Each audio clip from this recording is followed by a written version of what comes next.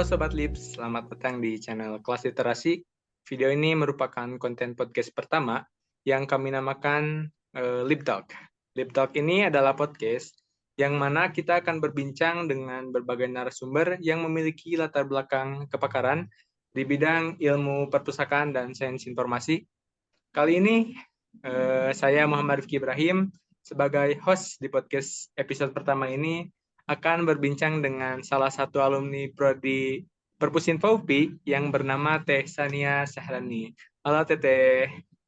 Hai Rizky. Teh Sania dipanggilnya apa nih? Sania, Teh Sasa, atau Teh Boleh Sasa ya? dipanggil Sasha. Iya, Sasha. Sasa. Oke. Teh Sasa, apa kabarnya? Apakah baik?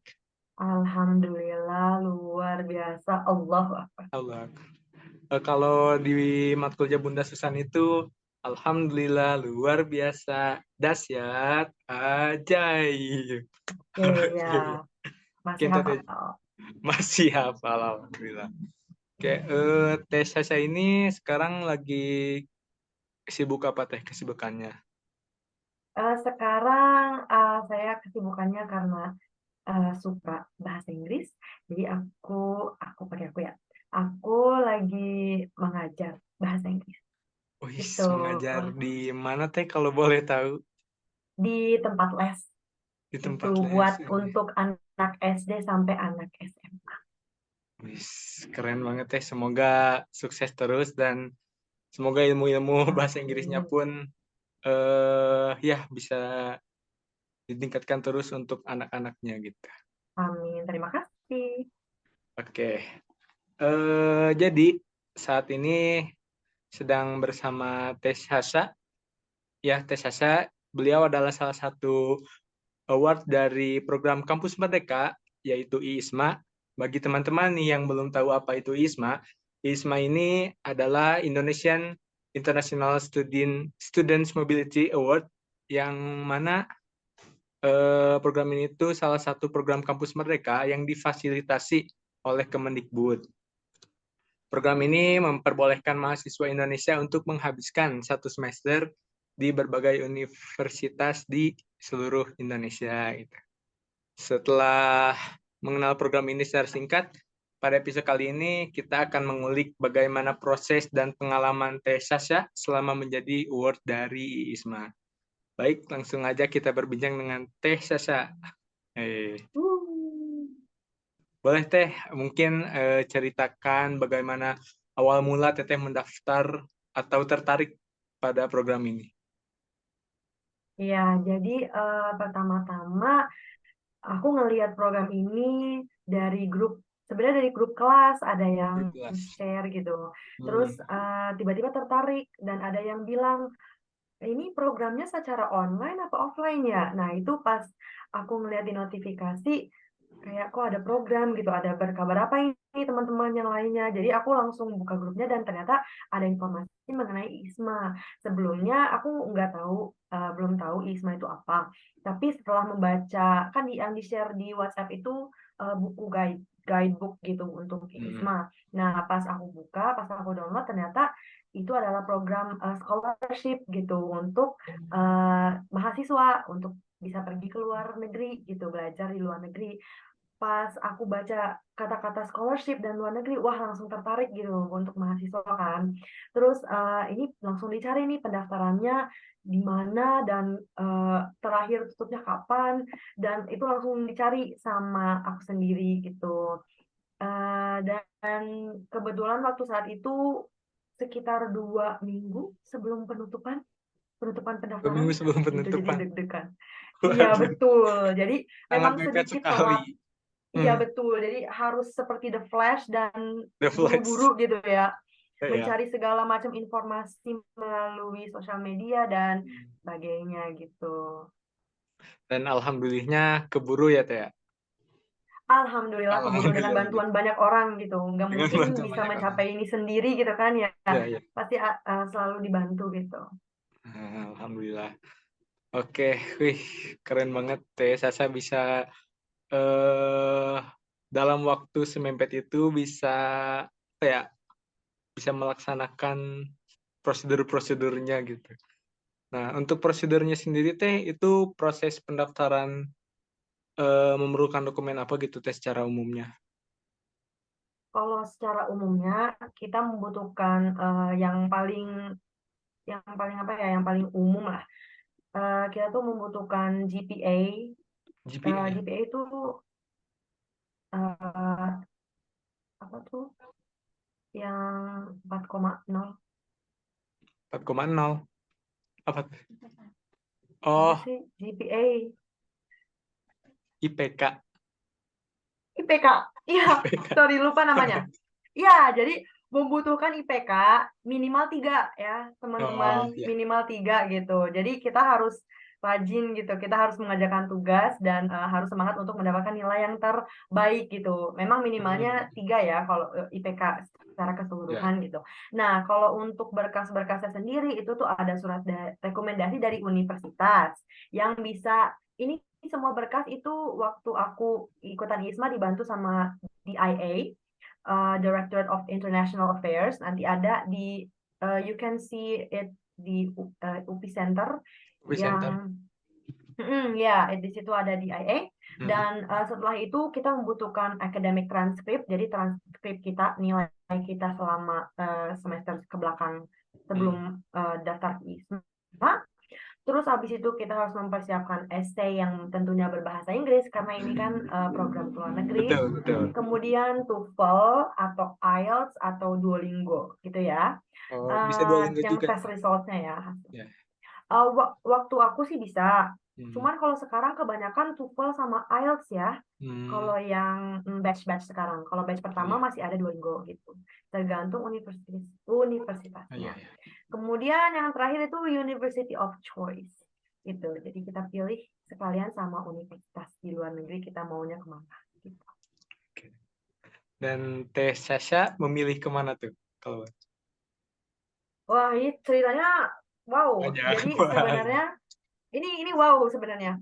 Jadi Wow, awalnya aku memilih Korean Yonsei University karena Korean. memang ada jurusan information dan Hmm. bahkan ada perpustakaannya gitu di Wih, universitas ini gitu. Kalau nggak jurusan salah waktu itu perpustakaannya Teh.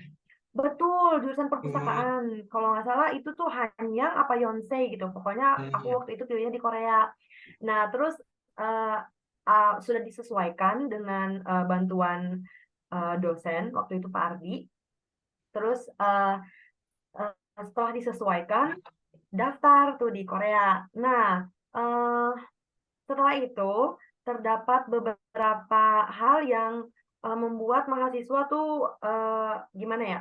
Sebenarnya karena kuota universitas-universitas tertentu itu terbatas, maka ada Hmm. beberapa mahasiswa yang dipindahkan gitu. Hmm. Jadi tujuannya itu akan berbeda. Nah, alhamdulillah waktu aku keterima di Yonsei, jadi keterima di Yonsei tetapi dipindahkan ke Metu Turki. Jadi pas Keren. lihat hasilnya itu sebenarnya kan di ACC-nya itu ke Korea.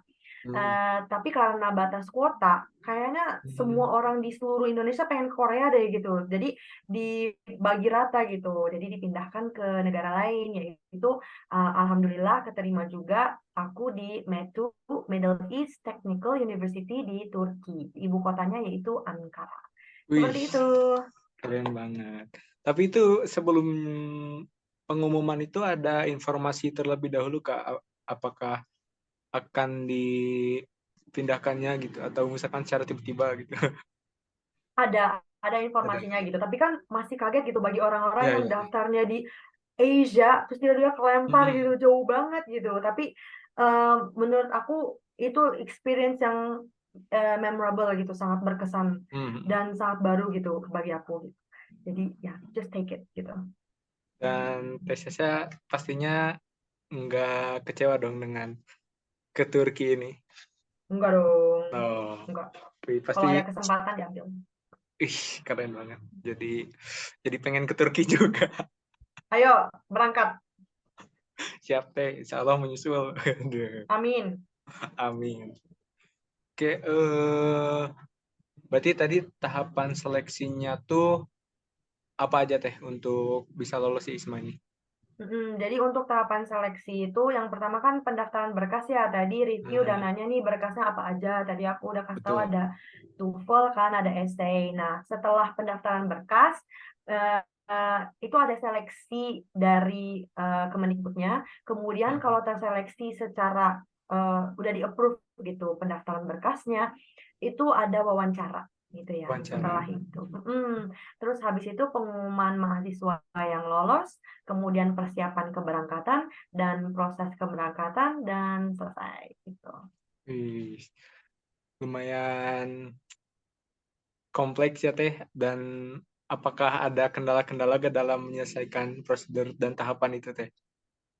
Berarti itu Tentunya selama 2 minggu atau gimana Teh? Dari eh, awal bu- pendaftaran sampai bisa lolos itu?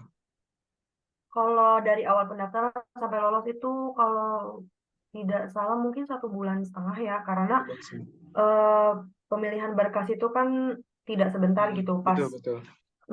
tidak dalam jangka waktu yang pendek gitu, karena mahasiswa dari seluruh Indonesia kan pada ikutan semua gitu, dan ini memang batch pertama, jadi Hmm, eh, mungkin rame gitu ya, agak rame gitu, nggak terlalu rame tapi rame aja agak gitu. rame, rame aja. Iya, iya gitu. Dan kebetulan waktu itu prosesnya mungkin sekitar 1,5, bahkan mungkin 2 bulan, dalam 2 bulan gitu. Jadi Hmm, dari pendaftaran berkas, terus wawancara dan pengumuman wawancara itu mungkin dalam 2,5 bulan. hmm. Terus untuk biayanya sendiri nih Teh, apakah apa saja gitu yang di cover oleh pemerintah? Oke, kalau yang di cover sama pemerintah itu ada visa ya tentunya, student visa gitu. Bisa. Terus setelah itu flight there and back, jadi keberangkatan dari Indonesia dan tentunya pulangnya lagi. Kemudian quarantine, jadi kan waktu itu pandemi ya, Oh iya jadi betul harus betul. ada, iya betul, ada karantina. Hmm. Jadi kita semua di cover juga pas quarantine. Kalau misalnya ada yang butuh gitu quarantine. Dan tentunya living cost di sana juga ya, itu yang paling penting, itu juga di Ya, cover ya. oleh Wisma seperti itu. Berarti untuk biaya sehari-hari makan dan lain sebagainya itu dari pemerintah juga. Betul, iya. Yang visa itu termasuk health insurance ya waktu itu, sama Hmm. PCR, PCR yang vaksin itu, apa PCR test ya, Ya swab. ya Nah, betul. iya, sama plane tickets dari Jakarta terus ke negara tersebut dan pulangnya. Seperti itu. Yes. Berarti lumayan banyak yang di cover juga ya Teh ya. Ya, betul. Senang banget kayaknya. Oke, Alhamdulillah. alhamdulillah.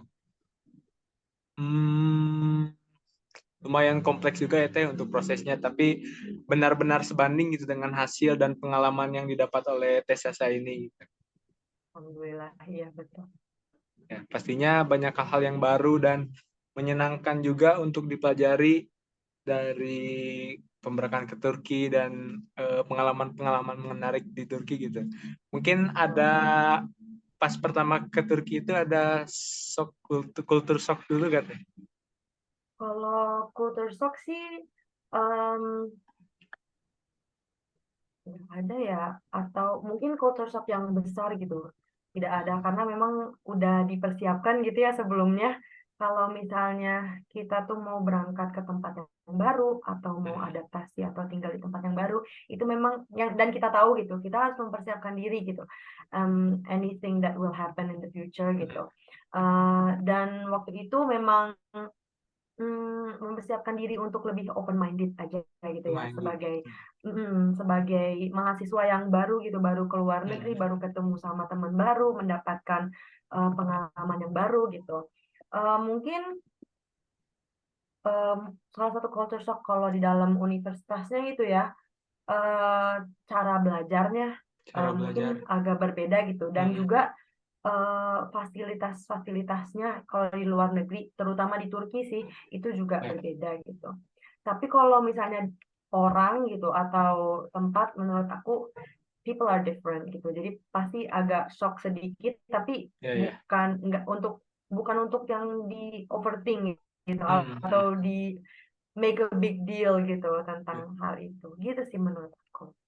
berarti memang untuk itu harus ada penyesuaian dulu ya Teh ya, nggak langsung tiba-tiba bisa beradaptasi. Ya, betul. Dan itu normal. Jadi Ya, nggak apa-apa. betul. Misalnya agak kaget sedikit, tapi habis itu udah biasa gitu. It's okay ya. Terus untuk proses belajarnya itu tadi Teteh sempat menyinggung agak berbeda. Itu mungkin perbedaan yang paling signifikannya itu dari mananya nih Teh? Jadi mungkin untuk dari kelasnya ya, tentunya mungkin Hmm. kalau di UPI ya, atau dengan universitas di Indonesia secara keseluruhan, Rizky. Di universitas secara keseluruhan aja Teh. Oke. Mungkin ya bedanya itu di dosennya itu lebih suka berdiskusi dengan sangat lama gitu. Jadi satu kelas itu engage dalam deep discussion gitu. Jadi hampir semuanya tuh dapat kesempatan untuk menyuarakan Yes. opininya masing-masing gitu. Hmm. Kalau waktu itu kan kebetulan aku karena dipindah dari Yonsei, kan di Yonsei itu seharusnya informasi ya, tapi Ya. waktu di Turki itu dipindah jadi political science gitu kan, bayangin gitu, dari perpustakaan jadi political ya, sama-sama Ya, P ya. tapi kan nggak sama gitu, kita Iya, belajarnya betul. kan beda gitu, benar kan? Terus Benar, benar. jadi aku daftar ke yang sekiranya Nah, mungkin relate gitu ya dengan perpustakaan dan sains informasi, jadi aku ngambilnya language and culture, terus ya. social culture gitu, mungkin yang lebih ke informasi tentang manusia gitu ya. Betul, betul. Nah, iya pada saat itu uh, mengambil social culture dan belajar dari nonton film gitu. Terus Hmm. culture-nya tuh apa aja gitu, Oh perbedaan. iya, iya. Iya, cara bergantinya culture dulu dan culture sekarang. Nah, itu di kelasnya itu menggunakan metode diskusi. Jadi setelah kita nonton filmnya, kita semua tuh menyuarakan gitu opini kita tentang film tersebut gitu. Jadi dosen itu ada waktunya di mana dosen itu minim berbicara gitu. Jadi berbicara sedikit aja, tetapi memperbolehkan mahasiswa untuk menyuarakan opini mereka gitu. Mungkin itu yang pertama gitu ya. Terus yang kedua itu karena waktu pandemi ya, mereka ngebagi kelasnya jadi dua. Jadi ada yang online, ada juga yang offline gitu. Jadi per minggu itu berubah. Misalnya minggu ini aku online, terus minggu depan aku offline. Kayak gitu. Jadi kita bagi bagi dua bagian biar COVID-nya itu tidak terperangkap dalam satu ruangan gitu kan, serem Hmm. gitu kalau bareng-bareng. Seperti itu mungkin. Oke, berarti cukup menarik juga ya Teh untuk pembelajaran di Turki ya. Mungkin dari pembelajaran tersebut ada gak sih Teh pengalaman belajar yang memang paling berkesan buat Teteh gitu? Menurut aku banyak sih, mungkin semuanya ya, karena Semuanya, berbeda gitu. Iya, betul-betul. tentunya Hmm. karena semua dalam bahasa Inggris gitu, bahkan dicampur bahasa Turki gitu. Wah, Kan, wow, kaget banget iya, gitu. iya, iya. Tapi eh, eh, kalau menurut aku semuanya sih benar-benar open my eyes gitu. Karena Hmm. di sana itu everybody, semua orang itu mm, range umurnya itu nggak nggak hanya yang muda gitu, nggak hanya Hmm. yang muda, nggak hanya yang like not average, not old, not young gitu, tapi Hmm. semua itu dicampur gitu barengan. Nah, eh, terus apalagi ya, mungkin tadi sih kayak belum pernah ikutan diskusi secara besar gitu Hmm. dengan eh, kan kalau di luar negeri sih mungkin mereka kelasnya itu cenderung banyak ya jumlah siswanya. Di aku tuh Ya, ada 60 kalau nggak salah, pokoknya 60 dalam satu lumayan kelas banyak itu ya. gitu. Iya, Hmm. tapi kelasnya itu kayak auditorium gitu, jadi Ya, ya, luas betul. besar. Memang, Sering iya, lihat di memang, film-film Teh. iya seperti itu Ya, banget, seperti di film ya, banget. Jadi ya, pas ya, kita ya. kita dulu tuh kok kayak di film-film bule gitu, Kayak lagi keren. lihat teater gitu ya Teh. Betul, kayak lagi lihat teater gitu. Nah, cukup berkesan sekali gitu. Hmm. Terus untuk pelajarannya sendiri, karena aku ngambilnya kebanyakan culture, jadi aku mempelajari mengenai culture mereka, jadi culture di negara itu, dan mereka juga mempelajari culture dari negara Indonesia, misalnya pengalaman pribadi atau pengalaman orang lain gitu ya. Seperti itu. Oke, berarti dalam mempelajari culture tersebut, apakah Teteh juga mempelajari tentang bahasa Turkinya gitu dan Mempelajari sedikit, nggak lancar gitu, tapi bisa dimengerti mungkin sedikit-sedikit. Gitu. mungkin boleh dicoba Teh dalam Waduh, bahasa Turki. Sedikit saja Teh jelek ya. sepenggal kalimat gitu. Oke, bahasa Turki. Oke. Terima kasih itu teşekkür ederim. Teşekkür ederim. Ya. Terus Please. kalau mau bilang please itu Please. lütfen. Lütfen. Ya. Oh, Wis, keren banget itu. Lütfen. betul-betul. Lütfen. Iya. Kalau mau bilang dari Indonesia, Mm-mm.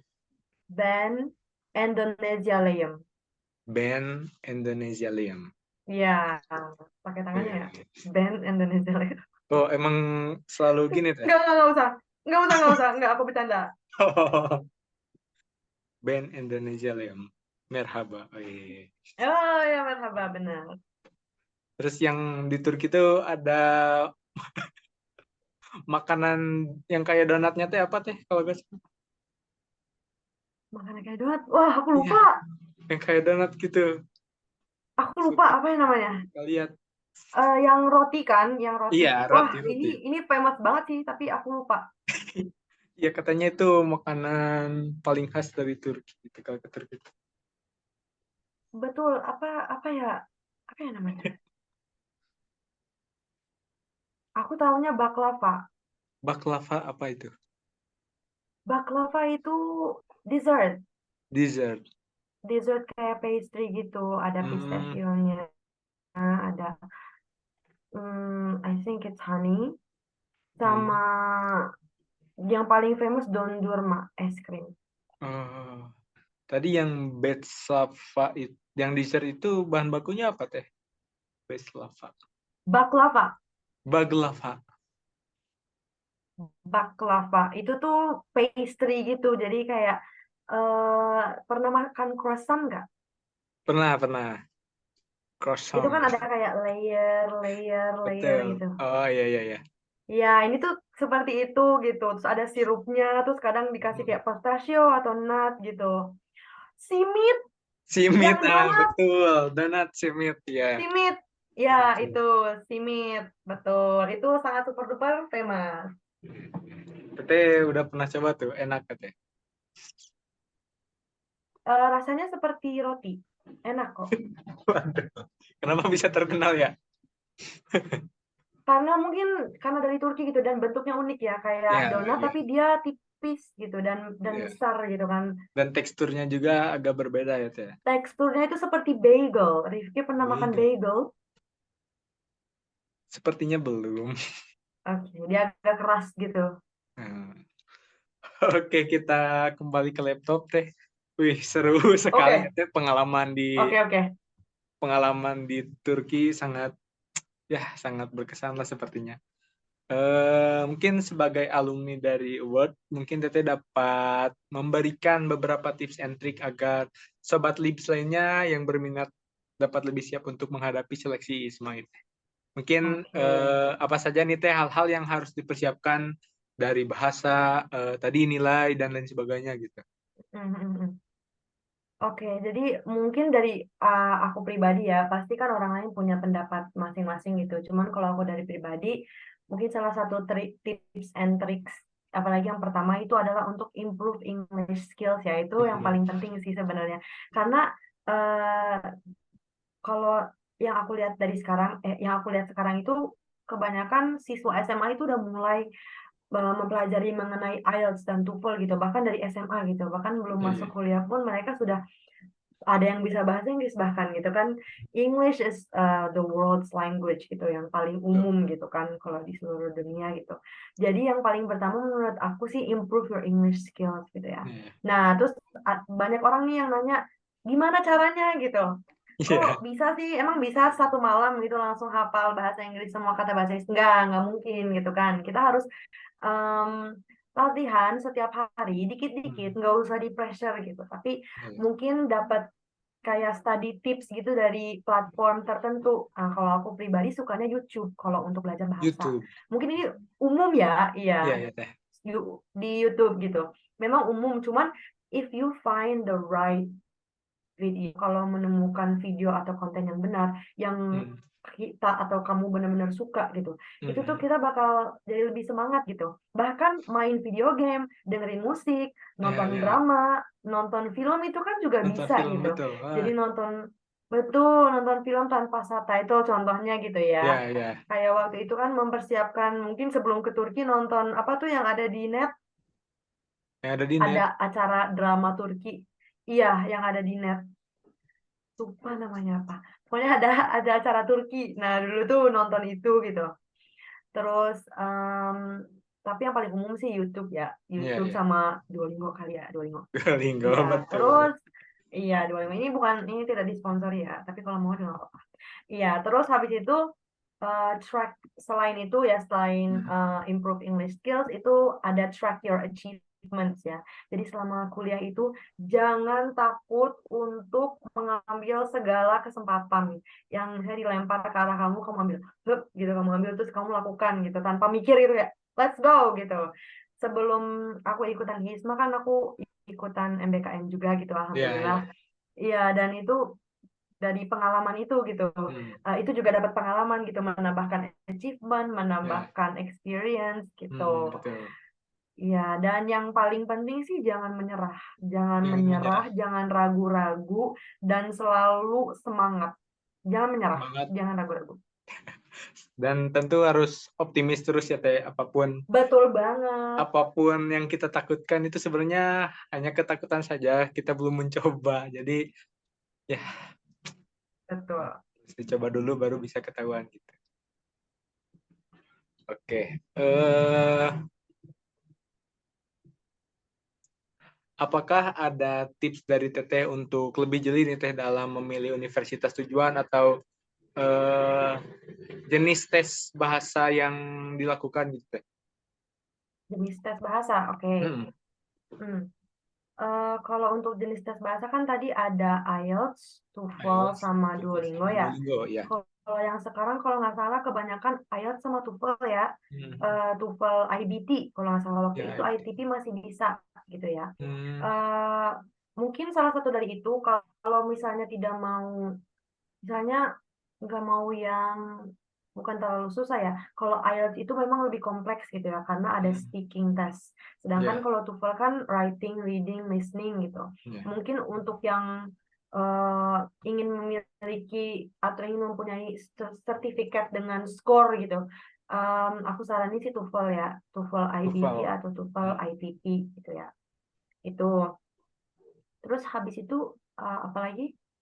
Universitas yang dituju dalam Oh memilih ya, oke. universitas itu. Kalau untuk memilih universitas itu pasti dari diri sendiri dulu gitu. Kira-kira kita mau kemana? Kalau waktu itu aku nyarinya dari rasa pengen ke negara mana ini awalnya ya, awalnya gitu. Waktu itu lagi suka musik Korea gitu, atau Korea. lagi tertarik sama musik band Korea gitu. Musik band. Oh, Kebetulan ya, band. kebetulan. Jadi yang kepikiran tuh, oh mungkin bisa nih ke Korea, dan ternyata Bisa memang ketemu ada dengan jurusan. band itu. Iya, itu itu nanti gitu. Kita Nanti, memikirkan nanti universitas betul. dulu. Itu tuh nanti. Kita mikir kayak. Nah, universitas dulu. Oke, oke lanjut. Kebetulan ini ya, Ya. kebetulan Hmm. Hmm. di Korea itu memang ada jurusan perpustakaan. Nah, Ya. saat itu aku lebih mementingkan, oh berarti di Univ ini tuh ada jurusan yang aku pengen gitu. Hmm. Yang pertama. Dan yang kedua, kita harus kayak eh, cocok-cocokan sama jurusan yang ada di univnya kayak yang tadi ya.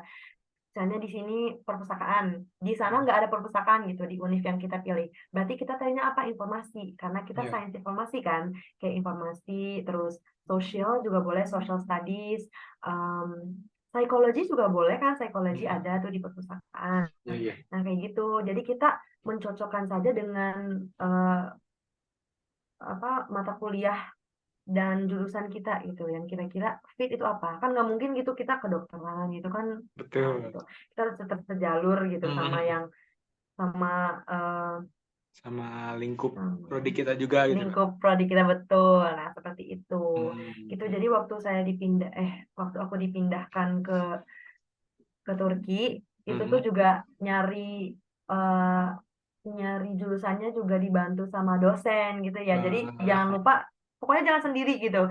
ya ya Harus ya, nanya-nanya juga gitu.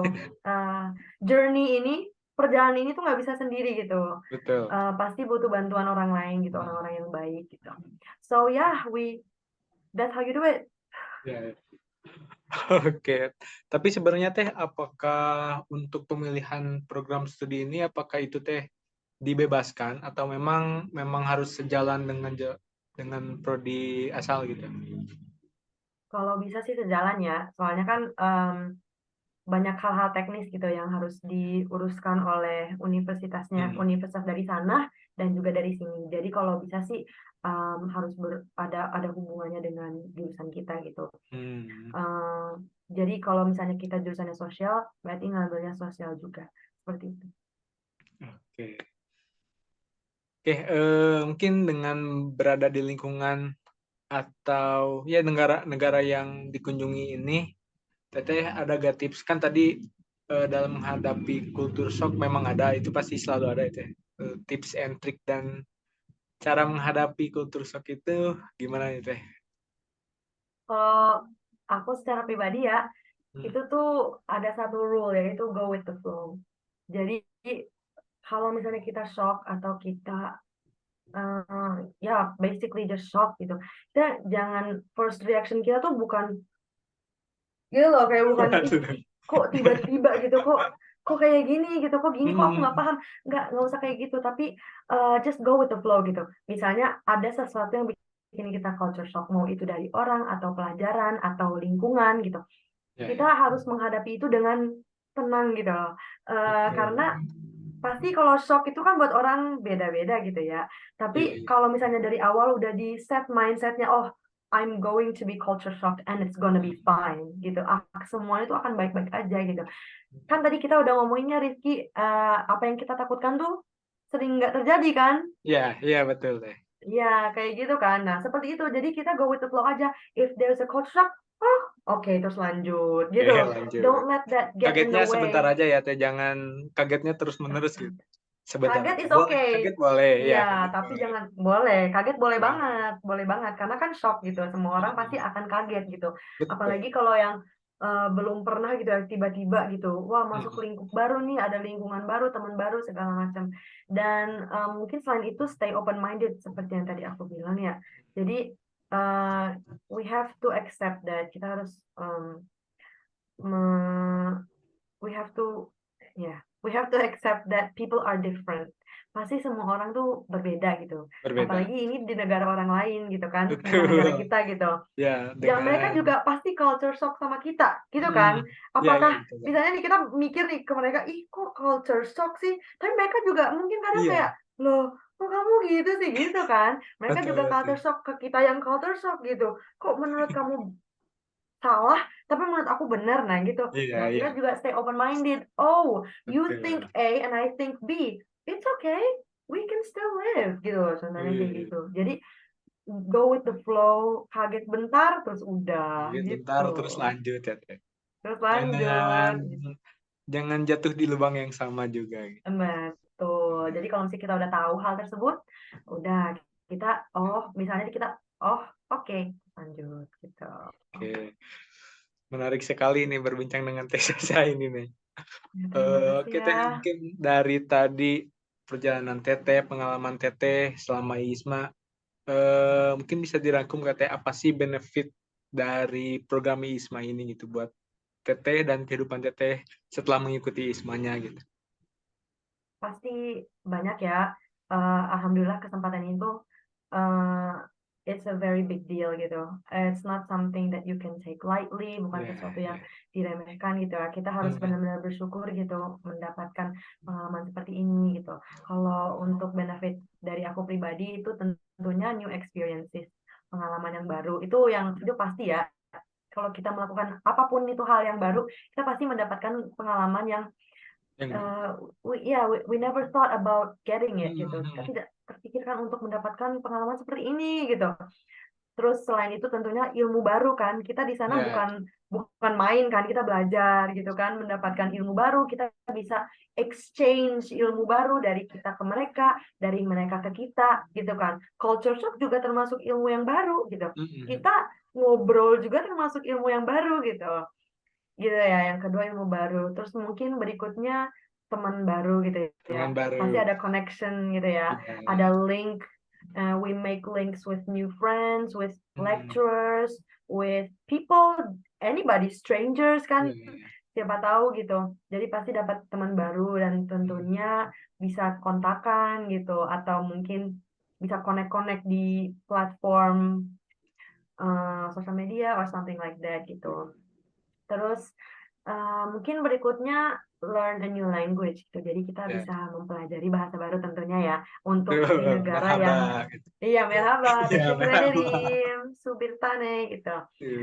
Kita harus belajar, kita bisa mendapatkan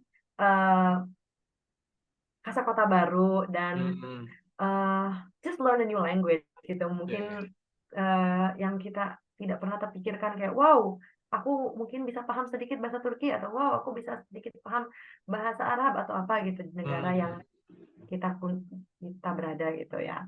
Terus tentunya pengalaman ini benefitnya itu membuat menumbuhkan rasa bersyukur yang lebih banyak gitu. It makes me feel more grateful gitu. Dan karena bisa dapat pengalaman seperti ini gitu. Every day I'm thankful that I got the opportunity. Jadi aku mendapatkan opportunity ini, aku sangat bersyukur gitu. Dan mungkin benefit yang paling terakhir itu open minded. Kita jadi lebih lebih banyak karena dari ilmu itu, dari pengalaman yang baru gitu, kita jadi pengalaman baru, lingkungan baru dan semuanya serba baru gitu. Jadi terbukalah pemikiran-pemikiran baru juga. Betul, seperti itu ya. Jadi lebih open minded dan lebih terbuka perasaan gitu terhadap situasi dan orang dan lingkungan. Seperti itu mungkin. Keren banget Teh Sasha. Mungkin saya mau mengapresiasi terlebih dahulu kepada Teh Sasha. Sudah keren banget, dan Teteh ini menjadi primadona bagi kami adik tingkat Perpus Info, karena ya Teteh juga sering diundangkan ke acara-acara prodi gitu. Jadi saat saya maba pun, keren banget Sasa bisa dapat ISMA, bisa ke luar negeri dan lain sebagainya. Dan ya terhitung Teteh kan sudah berapa kali itu di OSJC ya Teh ya, jadi pemateri sudah 2 kali. Betul. Oh, Rifki ikutan juga tuh. Ikutan Teh. Saya mantap, yang makasih pertama ya. jadi peserta, yang kedua jadi panitia. Oh, thank you ya udah ngurusin acara tersebut. Mantap. Alhamdulillah. Oke, mungkin terakhir nih Teh sebelum kita tutup, pesan-pesan untuk mahasiswa Perpus Info yang ongoing, yang sedang linglung gitu, sedang bingung apakah nanti akan kemana gitu. Jadi pesan-pesan dari Teteh apa nih? Ini emang katanya sangat universal dan mungkin terlalu banyak digunakan, tapi semangat itu beneran deh. Kayak kita mungkin ada yang muak gitu yang mendengarkan, semangat mulu gitu, kayak cuma itu doang bisanya. Tapi kita harus semangat gitu kan. Kalau kita nggak bisa, misalnya nih lagi tiduran, kalau nggak ada semangat kita nggak bisa bangun gitu loh. Kita butuh semangat gitu kan. Kita butuh semangat, itu yang paling pertama. Pokoknya semangat aja. Yang pertama semangat gitu. Spirit, everything, just go for it, semangat gitu. Itu yang pertama. Yang kedua, selalu berdoa. Itu penting banget. Berdoa for yourself, for other people, for your wishes, for your future, everything. Pokoknya doain minta doa yang terbaik gitu. Terus selain itu juga minta doa ke orang tua, karena itu penting sekali. Minta doa, minta restu. Terus iya betul, itu kan kita kan harus minta izin gitu kalau mau melakukan misalnya ke luar negeri gitu. Apalagi ke luar negeri ya harus dengan restu yang dan dorongan yang full juga gitu, jangan. Betul, jadi kita minta doa yang paling tulus dari orang tua, please gitu. please minta doa ke orang tua. Dan kalau menurut aku experience is key. Kalau ada kesempatan yang dilempar ke arah kalian, diambil, Ambil. dipeluk gitu, just go for it. Sebenarnya aku Iya, iya. juga kalau daftar program tuh kayak, wah ini kayak keren deh, daftar gitu. Kalau masalah keterima atau enggaknya, ya itu di Iya, tangan Allah gitu kan, iya. bukan di tangan aku gitu.